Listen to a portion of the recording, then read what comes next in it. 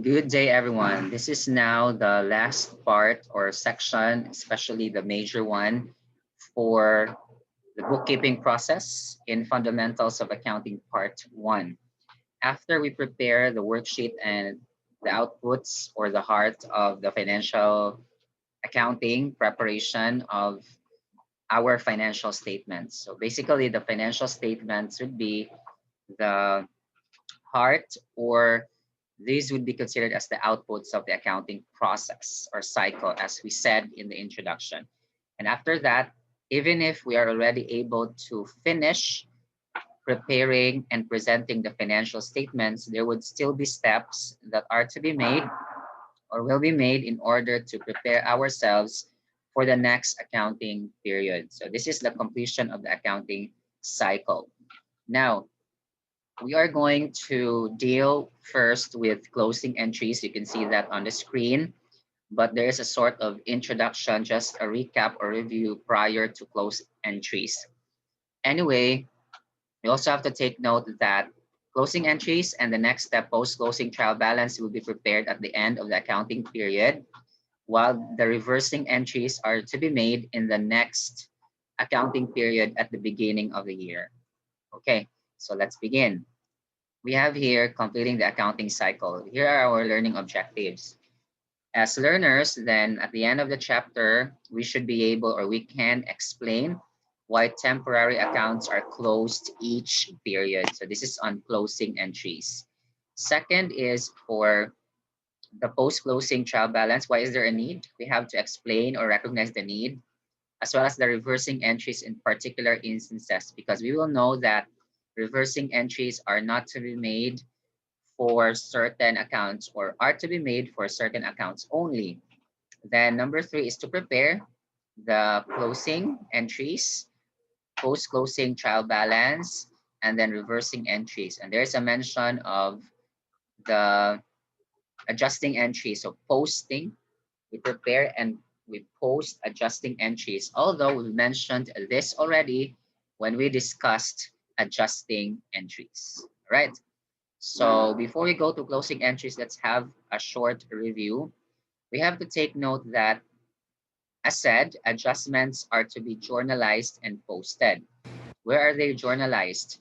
Right after we have recorded the transactions for the accounting period, whatever that is, whether a month, a quarter, a semester, or a year, after that, we are going to record the adjusting entries. And the date for the adjusting entries will be at the end of the accounting period.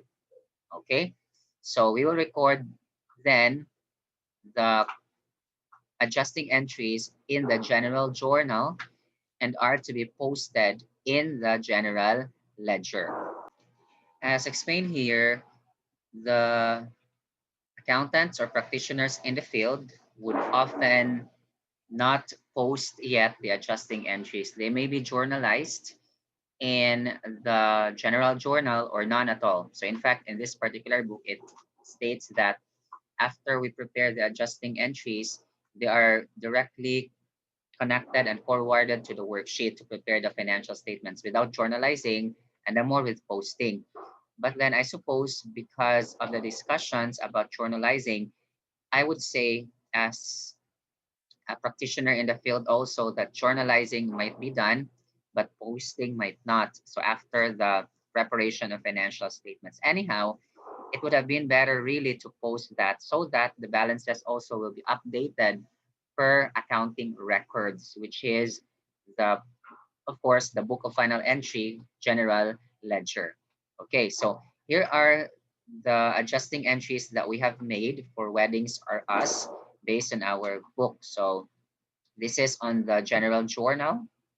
Explanations are omitted because at this point in time, we are assumed to know how to explain. For example, this one, this is clearly for the prepayment, a deferral. So we'll be putting here to record adjustment for prepayment of rent, to record adjustment for prepayment of insurance, to record adjustment for supplies, to record depreciation for service vehicle, to record depreciation for office equipment, to record revenue portion of the unearned referral revenues, to record salaries payable, to record interest payable, and this one is to record services rendered on account. So that's it. That's how do we do that. Then after that, we are going to post to the general ledger with respect to the amounts to update the balances also on our general ledger, or if this is manual, the T accounts, like we are preparing T accounts. But in real life, you really have to make use of general ledger. Okay. So this time, this is the heart of this particular part, our part one of completing the accounting cycle. We are now going to have closing entries. Closing entries are journalized and posted.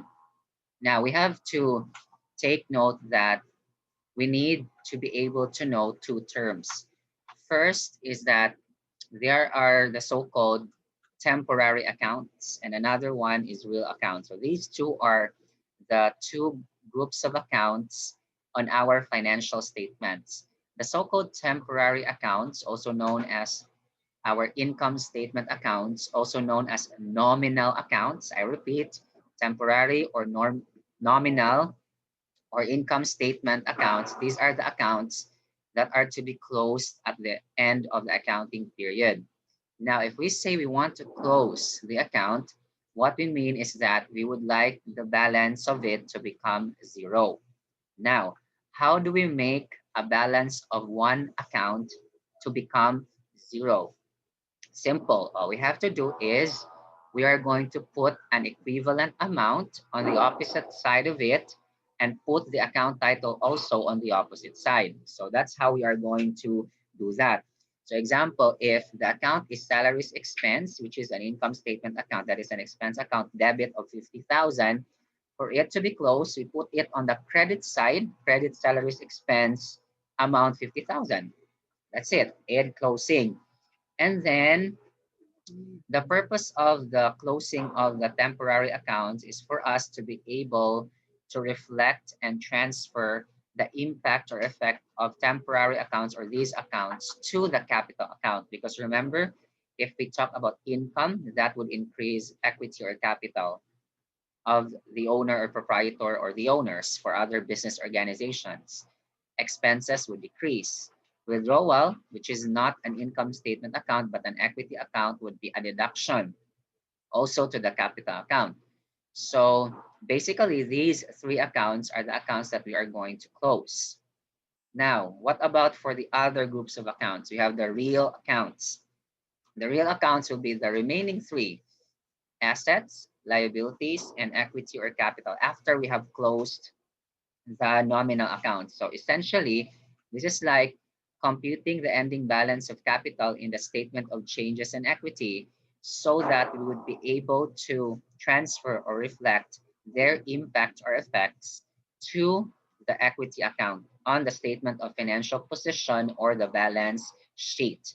So that's how the essence of closing entries would be.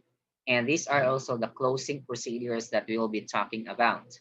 Okay, so I repeat, temporary accounts or the nominal accounts or income statement accounts composed of income, expenses, and withdrawal, and the real accounts, also known as the balance sheet accounts or the permanent accounts because they are never closed in the accounting period, and they are balance sheet accounts because they are found on the balance sheet or statement of financial position, obviously. Okay. In addition, though, for the purposes of closing, we are going to make a temporary account, which is income summary. I understand that the book of Lopez would be using income and expense summary, which I like because that would show that it is a temporary account to close really all income and expense accounts. Okay, so here are the steps. First is close the income, which is a temporary account. Expense, the income summary is closed, which is also a temporary account, and also the drawing. So those are just the four steps. Again, to be able to close an account, put the account on the opposite side and put the same balance so that the balance will be zero, and pair that with the income summary. For the income accounts, remember the normal balances are credit. So for such to be closed, we place that on the debit side. So we have here the consulting revenues and referral revenues of these amounts. Next, for the expense accounts, remember the expense accounts have normal balances on the debit side. So for such to be closed, we place such on the credit side. So you can see the expenses here on the credit and we pair that with the income summary. Now, income summary here is credit. So essentially that replaces the income or the balance of income. And we have here the income summary also for the expenses that we place.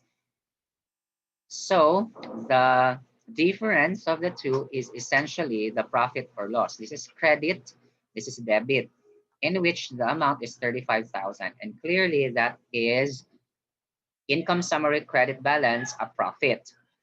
For it to be closed, we place that on the debit side. Reversely or inversely, if this is loss, income summary for sure will have a balance on the opposite side. So it would be debit. So for it to be closed, we place it on the credit side. So meaning just think of the opposite or take it this way. If it is a profit, for sure it's going to increase the capital. So you place the capital account. If it is a loss, it will decrease or decrease. So you put that or place that on the debit side and pair that with the income summary. For this situation, this is actually profit. So credit capital and debit income summary of 35,000. All right. And finally, we close the withdrawal account. Withdrawal account has a normal balance of debit. So you place that on the credit side and debit side for the capital account. Now, what would be one thing that we should be reminded? We should be reminded, guys, that we have to be careful for the given account titles used by the company. So you refer to the chart of accounts because it's possible that we are so excited with closing and all that we are making our own account. You have to be careful, like what capital account on the chart of accounts is used by the company, the withdrawals, because these are normally the tricky accounts as well as the other nominal accounts that we have mentioned. All right. So hopefully that actually explains everything for closing entries. Thank you very much for listening and God bless us all.